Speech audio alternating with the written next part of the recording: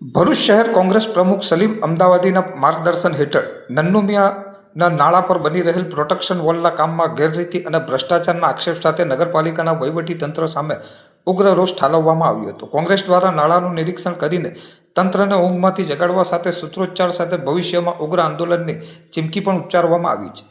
ભરૂચ કોંગ્રેસ આગેવાનોએ જણાવ્યું હતું કે હાલ ભરૂચ શહેરમાં ટ્રાફિક સમસ્યા ચરમસીમાએ છે।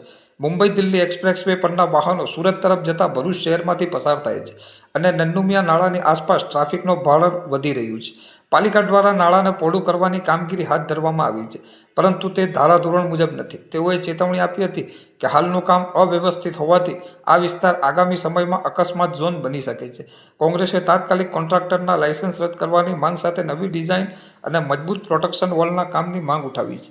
જો તંત્ર ઝડપથી કાર્યવાહી નહીં કરે તો કોંગ્રેસ દ્વારા ઉગ્ર આંદોલન શરૂ કરવાની ચીમકી પણ ઉચ્ચારવામાં આવી હતી। આ વિરોધ પ્રદર્શન દરમિયાન પાલિકા વિપક્ષના નેતા શમશાદ અલી સૈયદ, પૂર્વ શહેર પ્રમુખ હરેશ પરમાર સહિત અનેક કોંગ્રેસી આગેવાનો ઉપસ્થિત રહ્યા હતા।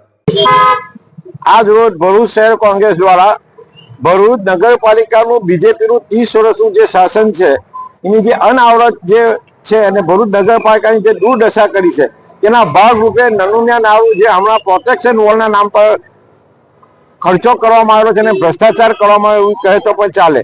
જે નાળાને પ્રોટેક્શન વોલની જગ્યાએ એ લોકોએ બ્લોક કરી ને એક્સિડન્ટ ઝોન ને ટ્રાફિક થાય એ રીતની પરિસ્થિતિ બનાવવામાં આવી છે ને આગળના ભાગમાં મેં ક્રોસ કર્યા પછી પણ જૂની દિવાલ તોડી નથી કે જેનાથી એ ટ્રાફિક ડાયવર્ટ થાય એ રીતની પરિસ્થિતિ ઊભી કરેલી છે। આ તકે ભરૂચ નગરપાલિકાના વહીવટદારની જે અનાવરત છે તો કોંગ્રેસ આ પછી માંગણી કરે છે કે આ જે કોન્ટ્રાક્ટરે જે કામ કર્યું છે એને ફરીથી આ જે દિવાલ તોડીને ફરીથી રિપેર કરવામાં આવે ને એક્સિડન્ટ ઝોન ને જે ટ્રાફિકની જે સમસ્યા ઊભી થઈ તે દૂર કરવામાં આવે, નહીં તો આવનાર સમયમાં ભરૂચ નગરપાલિકામાં હલ્લાબોલ કરી આ બાબતે એમનો ભ્રષ્ટાચાર ખુલ્લો કરવામાં આવશે।